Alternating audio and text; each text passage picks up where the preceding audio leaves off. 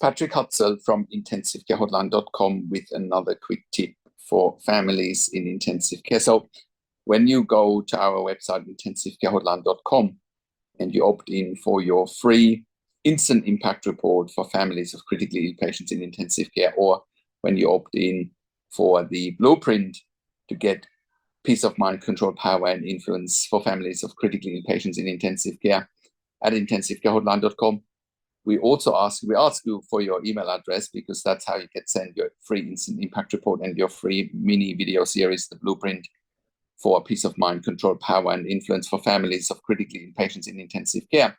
We also ask you, what is your biggest frustration? And, and we're very grateful that most of you document there what is your biggest frustration right now when you have a loved one in intensive care, because, that helps us to create better content. Because we know what your frustrations are. And today's quick tip is about the frustration that a subscriber put in this week, and saying, I get pressure from the intensive care team to withdraw care on my 88-year-old dad. Well, first thing that really stands out here and almost is like a kick in my gut: pressure to withdraw care. Well, I know what you mean when you say pressure to withdraw care. You mean pressure to withdraw treatment. However, they might have used those terms, pressure to withdraw care. They might have used those terms. And that's when I say they, I'm talking about and referring to the intensive care team, right? Now, here's the first thing. Nobody ever should withdraw care. That means they don't care. There's a massive difference between withdrawing treatment and withdrawing care. There's a big, big difference, right? I argue one has nothing to do with the other.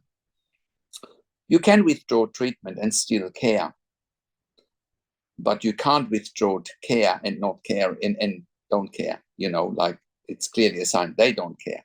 Just by using that terminology, their care factor, I argue, is zero. Right, so terminology matters here, and it matters big time.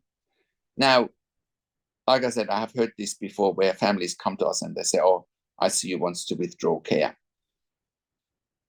It's really like a kick in my guts when I hear this, even if, let's just say there is consensus in withdrawing treatment, you can still do that with much care. Much care for the patient, much care for the family, also much care for the staff involved. Okay, so, but because I know what you mean, that they want to withdraw treatment, let me make this abundantly clear here, right? So if you are concerned about the pressure that you are receiving, well, it's just perceived pressure. You are responding to an outside response, right? It's your choice whether you want to react to that or not, right? So you need to control your action and your reaction. You can't control other people, but you are 100% in control how you react, right? And I would argue that if they want to withdraw treatment, or even worse, withdraw care, you don't react. A, you don't need to react, and B, I assume you are the power of attorney for your dad. Nobody can force you to withdraw treatment.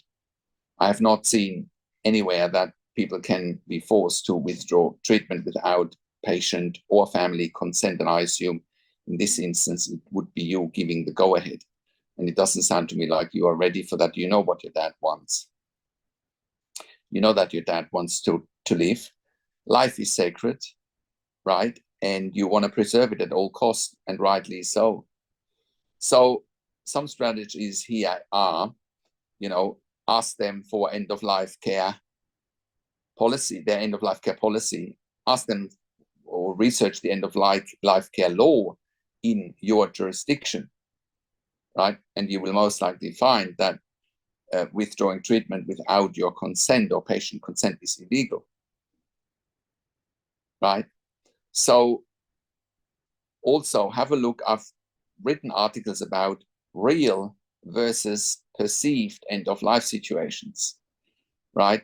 Very briefly, even though I've written extensively about it and I've made videos about it, a real end-of-life situation is, no amount of treatment, no fancy equipment, no surgery, no drugs, now nothing can save someone's life.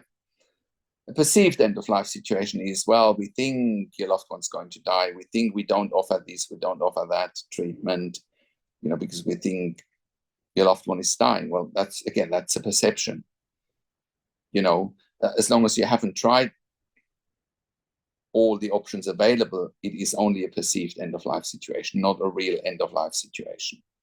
So be clear on what your dad's situation is. Is it real or is it perceived? Right? Very important for you to find out and take action accordingly from that point onwards. Now, I hope that clarifies what you should do when you are under pressure to withdraw care.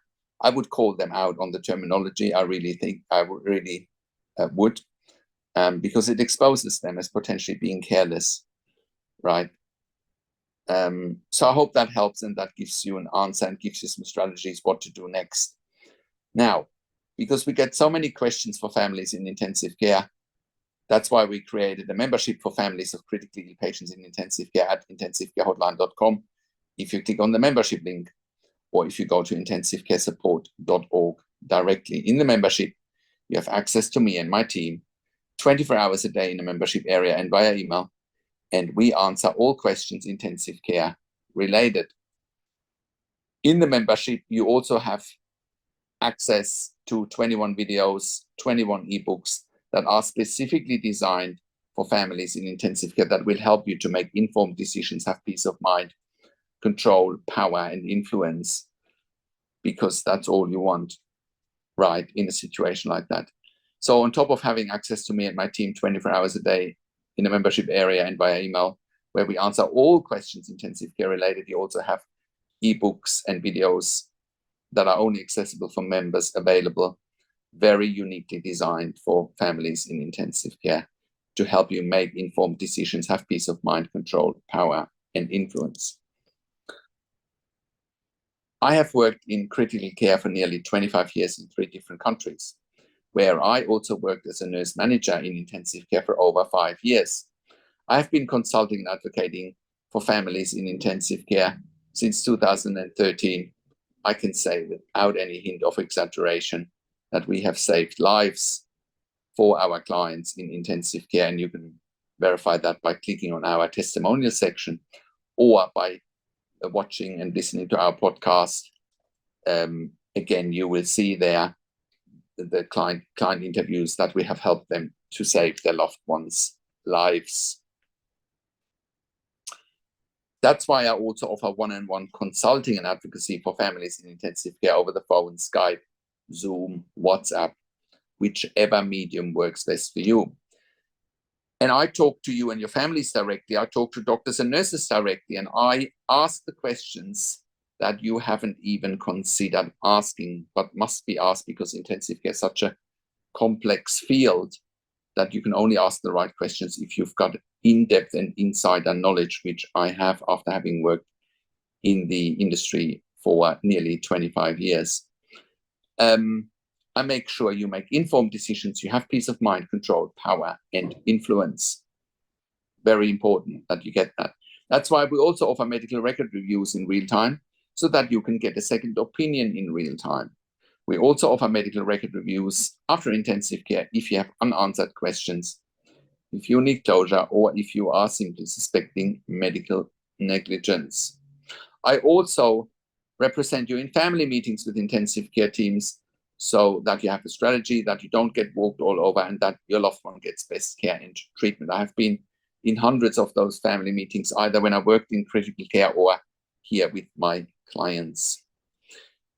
Now, and all of that you get at intensivecarehotline.com. Call us on one of the numbers on the top of our website, or simply send an email to support@intensivecarehotline.com.